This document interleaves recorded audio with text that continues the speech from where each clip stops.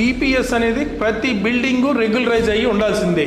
మీరు BPS apply చేయాలంటే engineer దగ్గరికి వెళ్ళి భవనాలకు సంబంధించిన రికార్డులు అంటే దాని యొక్క property tax document, link document, indemnity bond మీరు సబ్మిట్ చేసి సంబంధిత లైసెన్స్ సర్వేయరు మీ సైట్కి వచ్చి వెరిఫై చేసి ఎగ్జిస్టింగ్ గ్రౌండ్ ప్లాన్ రెడీ చేసి ఆన్లైన్ పోర్టల్లో అప్లోడ్ చేస్తారు. 10,000 రూపాయలు కట్టి భవన నిర్మాణానికి ఫస్ట్ అప్లికేషన్ పెట్టాల్సి ఉంటుందన్నమాట.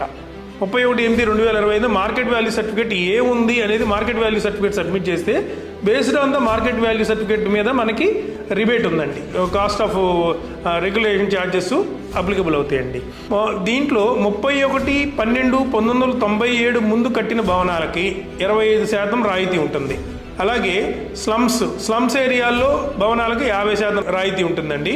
1/1/1985 ముందు ఉన్న బిల్డింగుల్ని బీపీఎస్ నుంచి కంప్లీట్గా ఎగ్జామ్ చేశారండి. 50 స్క్వేర్ మీటర్ లోపు ఉన్న బిల్డింగులు ఏదైనా G+1 వరకు పూర్తిగా ఎగ్జామ్టెడ్. సపోజ్ వాట్ ఎవర్ 100 అడుగులు అవ్వచ్చు, 60 అడుగులు అవ్వచ్చు, 80 అడుగులు అవ్వచ్చు. మాస్టర్ ప్లాన్ రోడ్లో ఎఫెక్ట్ అవుతున్న స్ట్రక్చర్ మాత్రం ఖచ్చితంగా రెగ్యులరైజ్ చేయబడదండి.